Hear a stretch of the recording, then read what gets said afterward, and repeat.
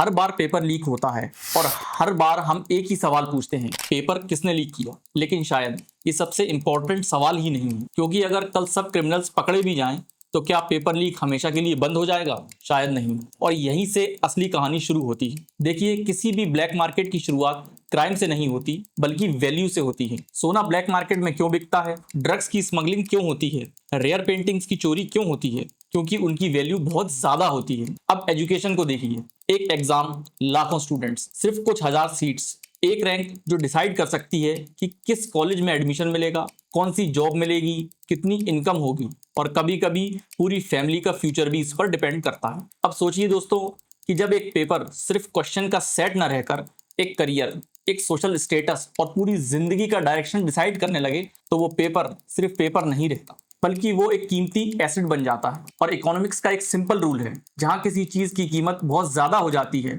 वहां उस चीज का लीगल मार्केट भी बन जाता है, और कभी कभी इलीगल मार्केट भी। इसका मतलब ये बिल्कुल नहीं है कि क्रिमिनल्स या इंस्टीट्यूशंस जिम्मेदार नहीं हैं, बिल्कुल है। जहां क्राइम हुआ है वहां अकाउंटेबिलिटी होनी ही चाहिए। लेकिन अगर हम सिर्फ हर बार नए क्रिमिनल्स ढूंढते रहेंगे और कभी ये नहीं पूछेंगे कि हमारे एजुकेशन सिस्टम ने एक पेपर की कीमत इतनी ज्यादा बना ही क्यों दी, तो शायद हम असल मुद्दे से भटक चुके हैं। दोस्तों याद रखिए, पेपर लीक की शुरुआत पेपर लीक से नहीं होती, बल्कि वो उस दिन से शुरू होती है जिस दिन एक क्वेश्चन पेपर नॉलेज का जरिया कम और फ्यूचर का टिकट ज्यादा बन जाता है। और शायद इसी सवाल से मॉडर्न एजुकेशन सिस्टम की सबसे इंटरेस्टिंग डिस्कशन शुरू होती है।